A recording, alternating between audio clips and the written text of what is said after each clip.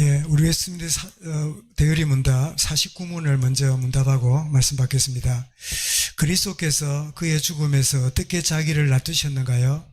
그리스도께서 그의 죽음에서 자기를 낮추신 것은 가룟유다에게 배반당하시고 그 제자들에게도 버림받으시고 세상의 조롱과 배척을 받으시고 빌라도에게 정죄받으신 후 핍박하는 자들에게 고난을 받으시고 죽음의 공포와 흑암의 권세와 싸우시며 하나님의 무서운 진노를 느끼시고 견디시고 자기 생명을 속죄제물로 내어놓으시고 고통과 수욕과 저주된 십자가의 죽음을 참으면서였다.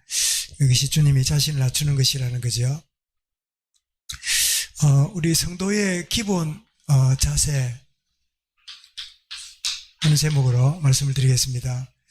그럼 제가 그림을 그릴 테니까 이게 무슨 그림인지 한번 맞춰보세요.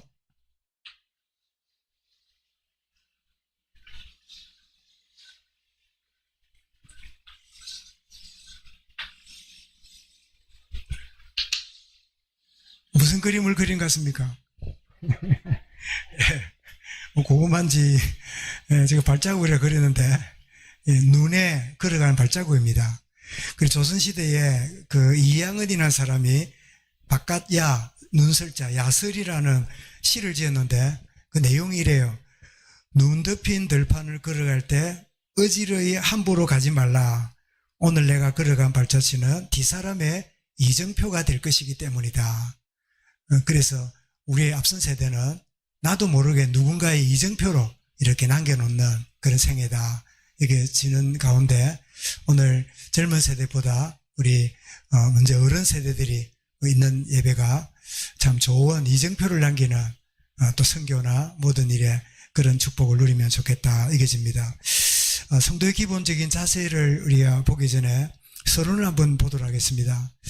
이런 교회라 그러면 그 헬라어로 에클레시아, 에크라 말은 바깥으로 라는 뜻이고 레시아는 콜, 부른다는 뜻입니다. 그리고 영어로는 처치라 그러죠. 세상으로부터 주님께로 부름받은 자, 교회가 건물이 아니라 주님께로 부름받은 자다. 그래서 아웃콜, 바깥으로 부름받은 자. 우리 왜 그런 경우 있겠지요. 예를 들면 뭐 예를 드는 겁니다. 홍자누님이 노름에 빠져 있어요. 예를 드는 겁니다. 건건사님이 신났을까요? 예가서일까요? 예가서이겠지요. 그러면 어디서 노름하는가 찾아가가지고 합니까? 장로님 잘 아는 친구를 불러갖고 우리 남편 좀 나오라 하라고. 그러면 이제 와서 홍씨 지금 부인이 밖에서 빨리 나오라네. 그러면 어떻습니까? 막 집어쳐 이럴 수도 있고 뭔가 싶으면 나가겠지요. 그렇게 그 자리에서 바깥으로 불러낸 방당. 그러면 어떻게 합니까? 이제는 노름판에서 벗어나서 집으로 가는 거예요. 그래서 그 자리에서 뽑힘 받은 자들, 그걸 교회라고 말하는 겁니다. 그래서 교회는 뭡니까? 하나님의 선택받은 자지요. 부름받은 자, 선택을 받은 그런 자다. 그런 뜻입니다. 그런데 우리가 이렇게 구원받았는데 구원 이전에 우리의 상태가 어떻는가를 에베소 2장입니다. 2장 1절부터 3절은 잘 설명을 하는데요. 전체나 읽어보겠습니다. 시작. 허물과 죄로 죽었던 너희를 살리셨도다. 그때 너희는 그 가운데 행하여 이 세상 풍조를 따르고 공중의 권세 잡은 자를 따라 사단 마귀를 따라서니 곧 지금 불순종의 아들들 가운데서 역사하는 영이라. 전에는 우리도 다 그 가운데서 우리의 육체의 욕심을 따라 지내며 육체와 마음에 원하는 것을 하여 다른 일과 같이 본질상 진노의 자녀였더니 이런 데 우리가 빠져 살았단 말이에요. 어떤 상태라고요? 영적 죽음 상태에. 그런데 몸은 뭐예요? 사단의 종노릇하는 그렇게 살았던 게 구원받기 이전의 모습이지요. 그랬던 우리가 4절부터 6절까지 어떻게 구원받았는가를 그 다음에 우리에게 알려줍니다. 그 다음 보겠습니다. 이런 우리가 어떻게 구원받았는가, 새 생명 얻었는가를 2장 4절부터 6절입니다. 읽겠습니다. 긍휼이 풍성하신 하나님이 우리를 사랑하신 큰 사랑을 인하여 허물로 죽은 우리를 그리스도와 함께 살리셨고 너희는 은혜로 구원을 받은 것이라. 또 함께 일으키사 그리스도 예수 안에서 함께 하늘에 앉히시니. 하늘에 앉히시니 이게 앉혀졌단 말입니까? 앉힐 것이라는 말입니까? 앉혀진 거지요. 우리의 영이 하나님 나라에 앉혀진 상태를 말씀하지요. 그래서 하늘에 앉혔다 할 때 우리는 뭐 생각합니까? 아, 천국 시민권을 주셨구나. 그래서 빌립보 3장 이제 뭐라고요? 우리의 시민권은 어디 있다고요? 하늘에 있는지라. 언제예요? 언제? 지금. 아직까지 우리가 들어가지 않아서 그렇지 시민권을 가지지요. 그러면서 이런 그 제약 가운데 또 우리가 구원받은 거는 이게 도타가 났네요. 선한 일. 다시 말하면 복음 전가하는 일에 열심하는 자로 우리를 사용하신다. 이게 구원 이전의 모습과 어떻게 구원받았는가, 왜 구원받았는가를 잘 말씀하는. 그래서 디도서 2장 14절을 읽어보겠습니다. 우리를 속량하시고 선한 일, 전도 선교를 열심히 하는 자가 자기 백성이 되게 하려 하심이라. 이 되는 게 하나님이 만든단 말입니까? 내가 한단 말입니까? 내가 하는 게 아니라 하나님이 만들어 가시는 거지요. 그래서 1차적으로 이런 선교에 부름받은 이들을 보고 누구라 그럽니까? 선교사라 그러지요. 여러분, 선교사가 되는 게 자원에서 될까요? 하나님이 그를 부르심 때문에 할까요?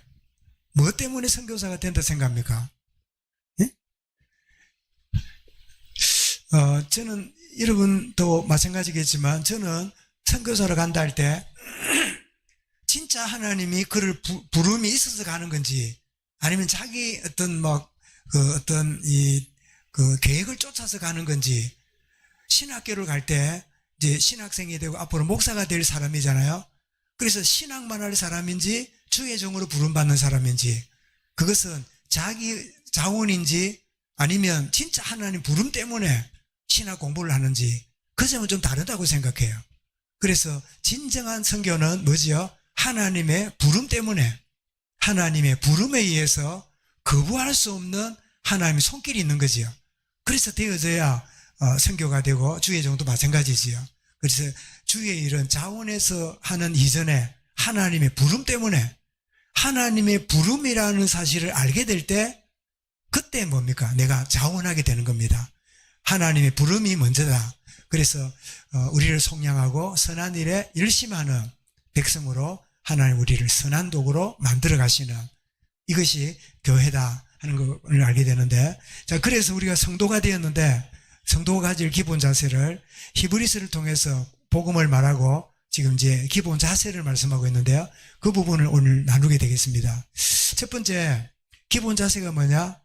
우리는 주 안에서 형제라는 사실을 늘 기억해야 돼요. 우리가 누구라고요? 한 형제예요. 그러면 소원이하고가 닮았습니까? 안 닮았습니까? 예. 틀림없이 닮았겠지요. 왜 그럴까요? 한 부모님이거든. 씨가 하나거든. 그죠?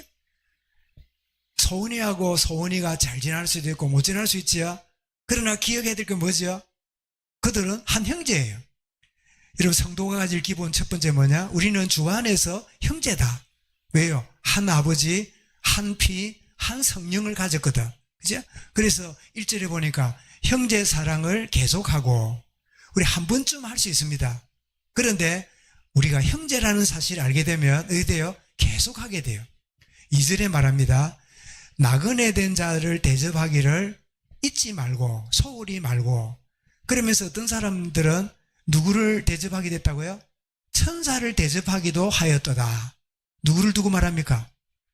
아브라함이 나그네를 대접해 알고 보니까 천사였지요.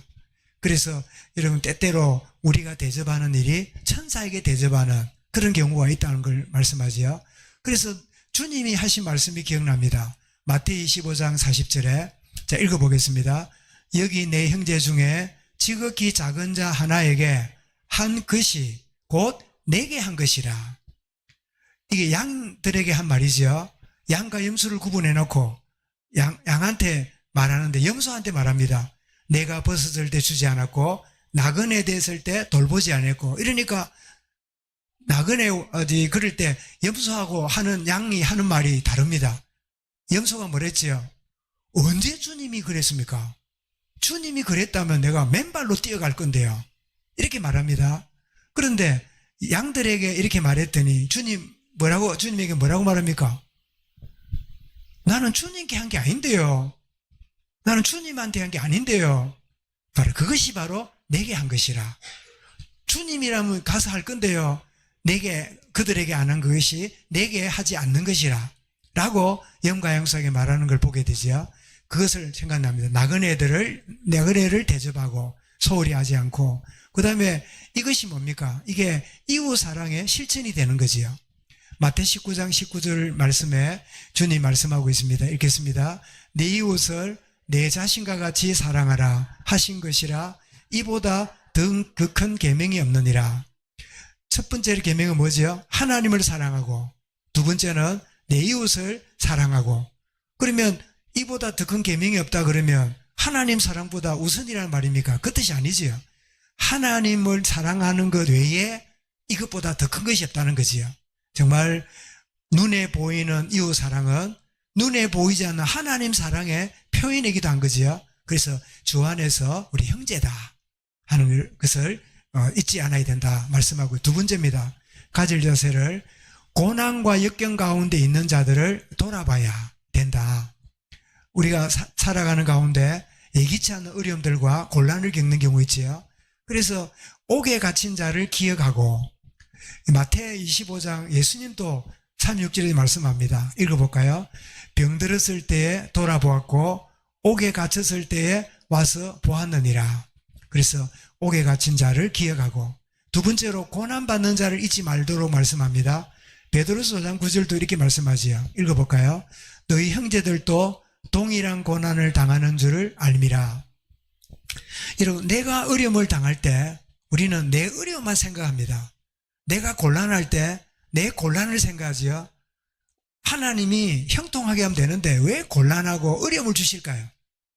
내 형제들도 이런 어려움을 당하고 있다는 것을 체득해보라고. 그래서 그걸 공감이라 그러지요. 내가 아프니까 아픈 사람이 이해가 되고, 내가 궁핍하니까 궁핍한 자를 돌아보는, 나의 관심의 폭을 넓히는 그런 기회로 내게 주시는구나, 이렇게 이해한다면 바른 일이겠지요. 그러면서 결혼을 귀하게 여기고, 이런 결혼을 소중하게 여기고 잘 관리해야 음행으로부터 피할 수 있는 그런 주의 은혜가 있는 안전장치라는 거죠. 그러면서 성경은 시대마다 문제를 언급할 때요, 항상 보면 두 가지입니다. 영적 음행이 뭐죠? 우상숭배. 몸의 음행이 뭐지요? 그것이 음행이지요. 그래서 고린도 10장 8절에 보면 이렇게 말씀합니다. 자, 읽겠습니다. 그들 중에 어떤 사람들이 음행하다가 하루에 24,000명이 죽었나니 우리는 그들과 같이 음행하지 말자. 그러니까 출애굽한 이스라엘 백성이 광야에서 이렇게 집단으로 음행하고 우상숭배하다가 멸망당하는 그런 사건을 두고 바울이 인용하는데, 어떤 사건입니까? 금송아지 숭배하기도 하고, 또 발람 선지자의 미혹으로 인해서 집단으로 발락 왕의 이 시주를 받아가지고 그런 일이 벌어진 것을 바울이 저렇게 인용하고 있는 겁니다. 그래서 첫 번째는 뭡니까? 우리가 형제라는 걸 잊지 말고, 두 번째, 내가 고난당할 때 고난당하는 형제들을 생각하는 그런 자세를 가지고, 세 번째를 말합니다. 세 번째는 자족하는 영적 상태를 유지해라. 여러분, 우리 오늘날 이 자본주의, 이 물질 만능주의 안에서요, 이 자족이라는 게 얼마나 어려운지 몰라요. 나는 자족한 것 같은 돌아보니까요, 너무 내가 없어. 괜찮다 싶은데 가보니까요, 너무 앞서 있어. 집안이 모였는데 말하는 거 보니까 내가 제일 비참해. 뭐 이 말 저 말 하는 보니까요, 다들 뭐 되는 것 같은데 우리 집만 되는 게 없는 것 같아. 그러면서 어떻습니까? 이 자족을 자꾸 잃어버려요. 세상 문화가 우리의 자족을 방해하는데 얼마나 걸림돌이인지 모릅니다. 그래서 자족하는데 그 자족의 첫 번째 게 뭐지요? 돈을 사랑하지 않는, 돈은 우리가 활용하는 거지 사랑의 대상이 아니죠. 그래서 디모데전서 6장 10절에서도 이렇게 말씀합니다. 읽습니다. 돈을 사랑함이 일만하게 뿌리가 되나니 이것을 탐내는 자들은 미혹을 받아 믿음에서 떠나 많은 근심으로서 자기를 찔렀도다. 구약의 대표적으로 아간 같은 사람, 또 가룟유다 같은 사람, 아나니아 삽비라 같은 사람, 이런 사람은 돈을 활용한 게 아니라 돈을 주님보다 더 중요시 여기는 그런 결과로 실패를 한 인물들이죠. 그러면 자족하기 위해서는요, 뭐가 필요합니까? 영적 관리가 필요해요. 영적인 관리가 잘 안 되면 어느 날 그것이 내 주인이 돼버려요. 여러분 생각해 보십시오. 돈은 내가 활용하고 있기도 하고 없기도 하고 작기도 많기도 한데 있는 대로 활용을 하다가요, 그것이 너무 귀중하기잖아요. 그러면 돈이 내 주인이 되면서 하나님도 왜 찾을까요? 하나님, 이 문제 해결해 주세요. 그래서 돈이 하나님이에요. 하나님이 낮은 단계입니다. 이거 해결해 달라는데 하나님을 찾아요. 그러면 하나님 보실 때 어때요? 하나님 너무 자존심 상해요. 니 왜 그래 울고불고 하는데 그거 돈 문제 해결해 달라고. 나로 만족하는 게 아니라 돈으로 만족하고 싶어서 돈 문제를 두고 기도하고 앉아있으면 이러면 어떻게 해요? 하나님 보실 때 바른 기도가 아니지요. 한나가 첫 번째 기도는 무슨 기도했습니까? 아들 달라고. 저 예쁜 내는 저렇게 애 낳고 남편 사랑받고 이러는데 왜 내한테는 남편이 사랑한다는데도 애기가 안 생깁니까? 애기 달라고 가서 기도하고 있잖아요. 그런데 하나님이 한나에게 그 응답이 지체가 됩니다. 깨달았습니다. 아, 이 시대가 아들이 문제가 아니라 나실인이 필요하구나. 그 언약을 잡았을 때 하나님이 사무엘만 준 게 아니라 그 뒤에도 누구 줬죠? 아들과 딸들을요, 대여섯 명을 주었어요. 참, 여러분, 한나의 기쁨이 그 사무엘 상 2장에 나오잖아요. 기뻐서 막 찬송하잖아요. 그 사무엘을 성전에 바치고 하는데. 그런데 한나의 기쁨이, 제가 아침에 일어나서 말씀을 묵상하다가 이런 한나의 기쁨이 아들을 받았을 때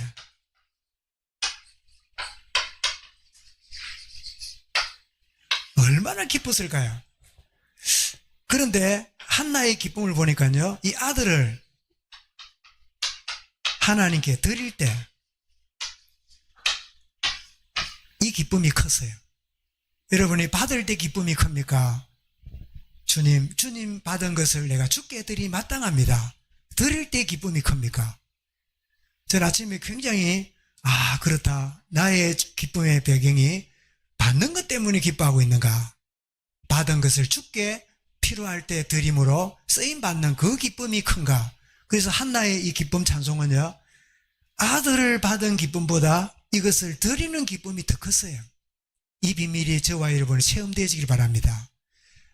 하나님 받는 응답도 중요하지만 받은 응답을 주께 참 주님이 쓰시고자 할 때 내가 여기 있나이다. 그래서 쓰임받는 이 한나의 기쁨이 우리의 기쁨인데, 이것은 뭡니까?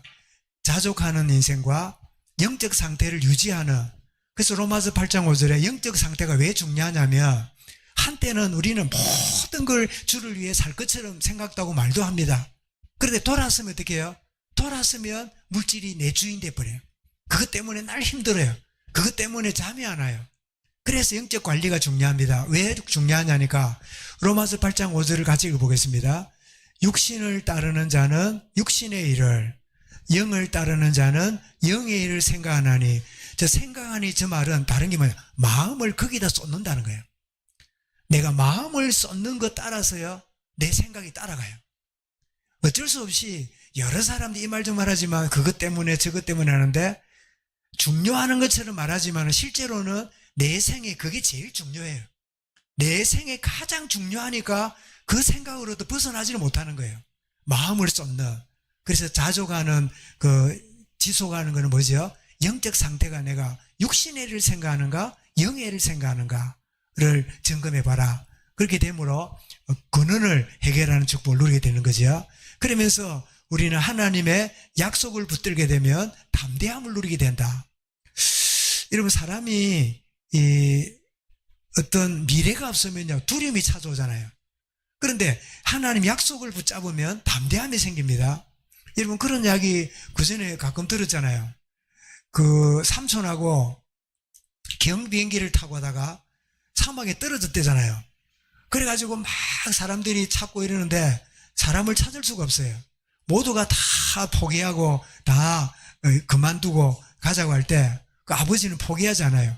그래가지고 편지를 써가지고, 아들아, 살아있다면 이 편지를 가지고 있으면 반드시 너를 건지러 가겠다, 찾으러 가겠다 하고 던져놓고는 며칠을 다니는데 찾지를 못해요. 모두가 다 돌아갔는데 아버지는 내가 한 번 더 돌아보겠다고 낮은 비행기로 찬찬히 돌아보니까요, 저기 보니까 모래가 덮여가지고 신발 끝이 보이는 그런 모습이 하나 있어요.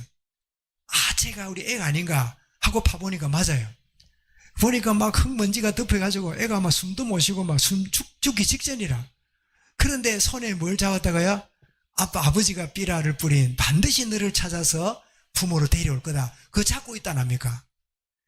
이건 우리에게 주는 교훈이 뭐지요? 하나님의 약속을 붙잡으면 언젠가는 아버지가 나를 데리러 올 거야 하는 아이의 마음처럼 담대함으로 살아갈 수 있는데, 신명기 3장 16절과 여호수아 1장 5절을 인용하고 있지요. 그래서 그 일부입니다만 읽어보겠습니다. 내가 결코 너를 버리지 아니하고 떠나지 아니하리라.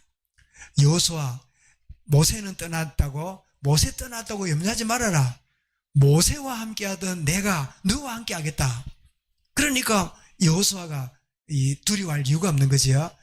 신명기에도 백성들에게 뭐 가진 것도 없고 지닌 것도 없고 뭐 젖과 꿀이 흐르는 땅이라는데 뭐 문제도 많고 이런 환경 가운데 묶여 살았잖아요. 그런 가운데 있는 백성들에게 내가 떠나지 않고 너와 함께 하리라, 하나님 약속을 붙잡으면 담대할 수 있다. 그래서 우리 세 가지를 나눈 첫 번째 뭐였지요? 우리는 주 안에서 형제다, 서로를 돌아보라. 두 번째는 뭐였지요? 자족하는 인생이 되어야 된다. 자족하려면 뭐라고요? 영적 관리가 되어야 된다. 영적 관리. 그죠? 여러분, 영적 관리를 도와주는 가장 효과적인 방법이 뭔지 알지요? 그게 예배입니다. 예배에 여러분 승리하면 영적 관리하는데 엄청난 유익을 얻게 되지요. 세 번째는 뭐지요? 두 번째가 먼저 말했네. 두 번째가 뭐였지요? 예? 예, 고난의 가운데 있는 자들을 돌아보고 하나님 주신 약속을 붙잡는. 세 번째는 자족하는 영적인 상태를 유지하고 그렇게 나가야 되는 것이 우리 기본 자세다. 그래서 이 말씀을 받고 이제 다음 우리 정리를 해보겠습니다. 자, 우리가 받게 되는 교훈을 받는데요, 구원받은 나의 인생이 어떤 가운데 있는가를 우리 말씀을 통해서 세 가지 교훈을 받는 것은, 첫 번째로는, 자, 읽어보겠습니다. 시작. 하나님 사랑과 이웃 사랑을 생활화해야, 이게 체질화돼야 돼요. 체질화되는, 정말 하나님 사랑, 이웃 사랑이 체질화되는 축복을 참 누리시길 바랍니다. 두 번째입니다. 읽어보겠습니다. 지속할 수 있는 영적 상태를 점검하고 유지해야, 내가 어느 상태에 있는가를 점검하는, 이게 뭐죠? 내게 뭐가 각인됐지? 이런 사람은 말을 할 때요, 내가 이 말을 해야지 저 말을 해야지 이런 게 있지만 결국 뭐가 나옵니까? 각인된 게 나와요. 뭐 사람이 왜 만나가 이야기를 하다가 아주 예절을 지키고 좀 이렇게 신경을 쓰고 말하잖아요. 그러다가 조금 건드리지면 어떻게 해요? 각인된 게 나와요. 어쩔 수 없어요. 그래서 내가 지속할 영적 상태가 어떤 상태인가, 내가 어떤 상태 가운데 머무르고 있는가를 생각함으로 우리가 그렇게 하게 되면 뭐가 돼요? 정결과 자족과 모든 것을 감사 제목으로 삼는 축복을 누리게 되죠. 그래서 영적 상태가 어떠냐에 따라서 상처로 남을 수도 있고 감사거리로 남을 수 있고, 영적 상태를 따라서 문제가 될 수도 있고 응답이 될 수도 있고. 여러분, 똑같은 상황인데 기도해도요, 문제 붙잡고 기도하는 사람이 있고요, 해답을 붙잡고 기도하는 사람이 있어요. 해답이 뭘까요? 제가 그림을, 이거는 뭡니까?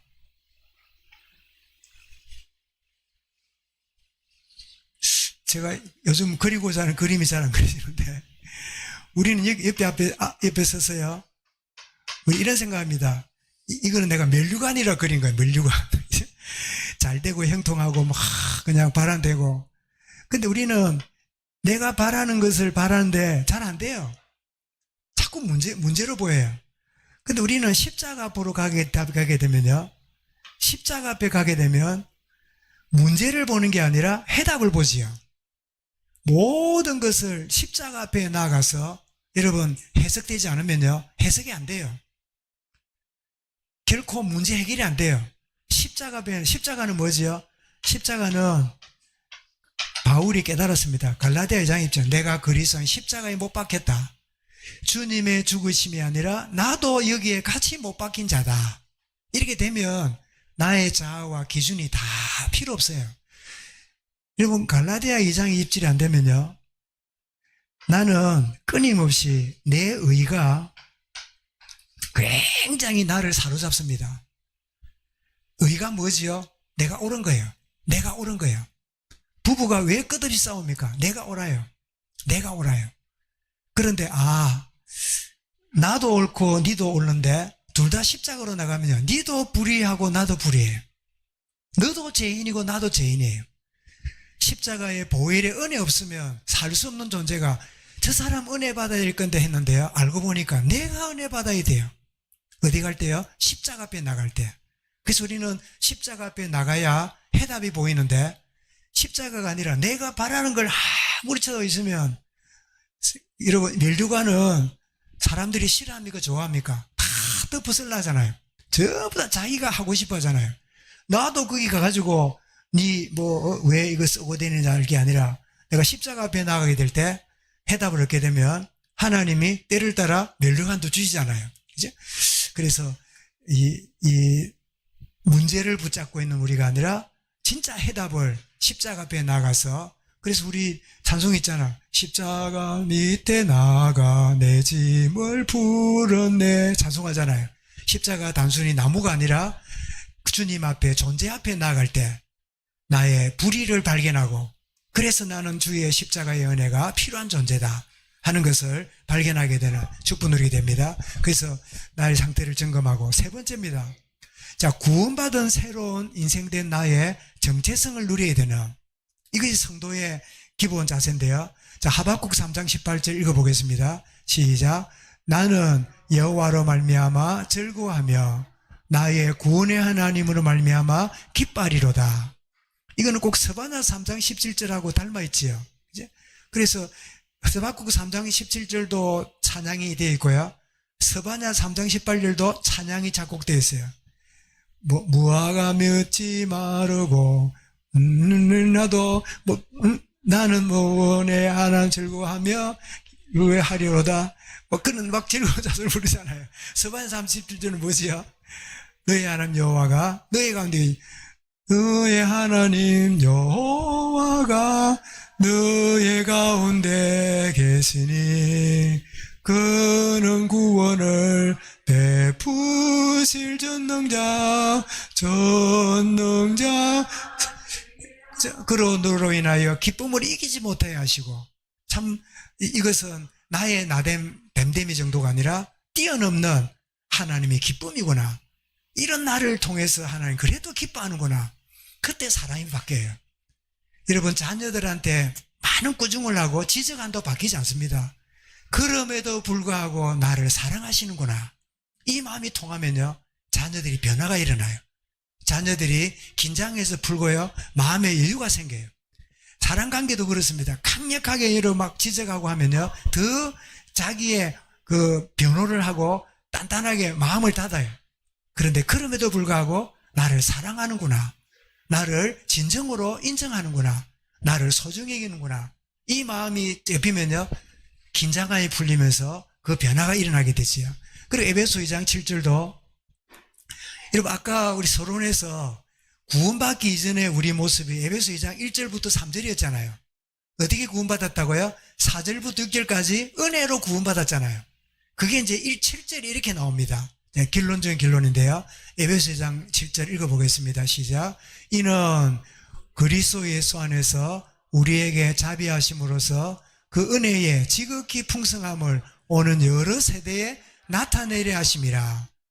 그런 제약 가운데 빠진 우리를, 허물가지가 빠진 우리를 하나님 은혜로 구원받았다, 받게 하셨다. 왜? 그 이유는 7절을 말하는 겁니다. 여러 세대에 나타내게 함이라. 이게 뭘까요? 내부적으로는 예배의 축복을, 외부적으로는 전도와 선교의 그 도구로 하나님 우리를 쓰기 원하신다. 그렇게 말씀하고 있는 거지요. 그 얼마 전에 전용대라고 하는 그 우리 복음송 가수가 소천하셨다 그러지요. 거기 보면 왜 유명한 그 찬송 많았잖아요. 어떻게 시작하지요? 오늘 갑자기 기억이 잘 안 나네. 용서하여 주옵소서 널리마. 시작이 되죠. 예, 하여튼 찾아보시기 바랍니다. 그런데 이분이 처음인지 몰라도요, 교도소 선교를 많이 갔어요. 교도소 가가지고 이 죄인이 찬송 부를 때 수많은 죄인들이 일시적일 수도 있지만 참 울고 통곡하면서, 그래서 내가 이곳에 와서 참 사람들은 죄인인데 죄인인지 모르잖아요. 근데 죄인이 돼가 감옥 왔으니까 죄인인 걸 빨리 알 수 있잖아요. 그 찬송을 부르니까 막 그냥 동병상련이 돼가지고 수많은 사람들이 참 힘을 얻고 구원을 받는 참 그런 도구로 참 쓰임받은. 우리도 한때 왜 그런 찬송을 많이 부르고 그랬잖아요. 우리 다짜 하다가 막 다 잊어버리시는데 좋은 것들을 해보가면 좋겠습니다.